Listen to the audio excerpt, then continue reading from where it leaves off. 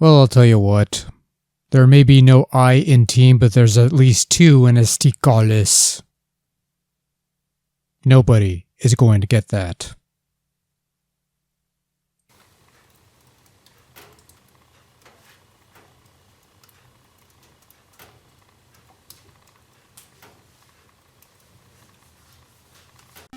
Once upon a time, there was a fellow named Wayne Gretzky. He used to play ice hockey for a living and was apparently pretty good at it. Good enough that people made a video game with his name on it that he approved of. Wayne Gretzky Hockey.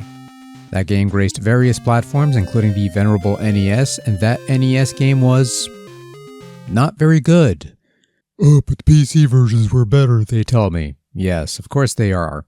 Next you'll tell me that Hat Trick on Atari 7800 was a good game for its day.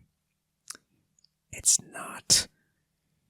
And then years later, other people made Wayne Gretzky's 3D Hockey for Nintendo 64, and that was a much better game by comparison, which shouldn't be much of a surprise, all things considered, but anyway. And so sitting in between those two pillars of Gretzky gaming, for lack of a better term I guess, lies one other game bearing the Great One's name, and that is today's subject matter, Wayne Gretzky and the NHLPA All-Stars, released in 1995 for the Super Nintendo Entertainment System, courtesy of Time Warner Interactive and Developer Sculptured Software, or is it Semi-Logic Entertainments, plural. And as the name implies, you have the NHLPA license, meaning you have actual player names, but no NHL license, which means no familiar team names and jerseys and logos and such, and you're just going by city. Regardless, the game gives you 26 national hockey teams as well as 6 international hockey teams, which includes Canada, the US, Sweden, Finland, Russia, and the Czechs. All-Stars, of course, has a couple modes of play. You have a Just Play option, which throws you into a game between 2 randomly selected teams, which is nice for those who just want to play a quick game without having to fumble with options and stuff. But if you do want to fumble with options and stuff, you have quite a bit of them. Of course, you have the option to play an exhibition game of sorts, partake in a season or tournament mode. There's even a practice mode to sharpen your skills or simply confirm your lack of them. And of course, you have some customization options, play a simulation mode that follows the rules to a certain extent, or a much looser arcade mode, or at least that's the working theory anyway. Go with full squad or stick with 3-on-3 ice hockey for a faster game, and the usual penalty, period time, and difficulty settings you normally expect from this sort of thing. And if you want to dig a bit deeper, you have further options of customization, whether it's to trade players, or change jersey colors, or even change team names. So if you want to go by the official names, or hell, just make up your own, have at it.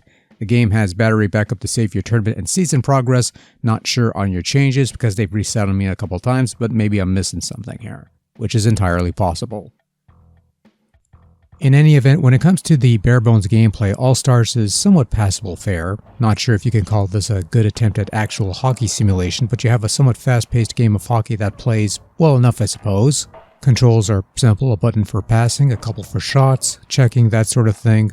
Sometimes you could get into fights, and if you attack while holding the L button and crouching, you can throw a devastating uppercut that can be spammed to help you win fights. Otherwise, you're just throwing worthless jabs that not only have little effect, but make for boring fights otherwise. Moving your player around can be a bit of a chore at times, but that's the nature of ice physics. Either that, or maybe it's just poor control in general. That depends on the player. I'm usually terrible at these things anyway. There is an option called Real Skate that you could toggle. Maybe that'll help things, maybe not. I don't know. Oh well, not quite sure what it does. But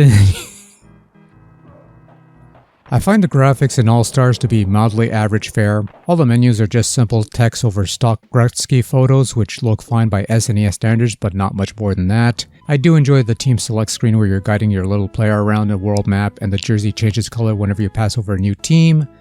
The in-game graphics though, the standard side view is pretty standard, unremarkable stuff. The close-up stuff with the face-offs and the fights are sort of blind looking, but none of that is the highlight feature of Gretzky All-Stars.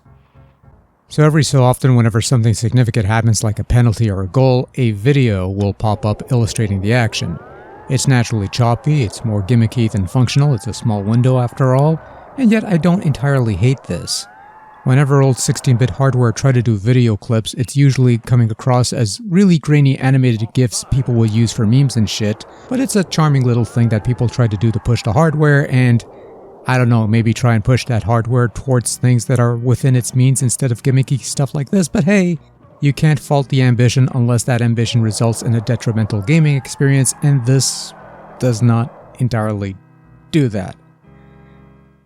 I think that's the only thing that made me want to highlight this game if nothing else, because there really is nothing else if I'm being honest here.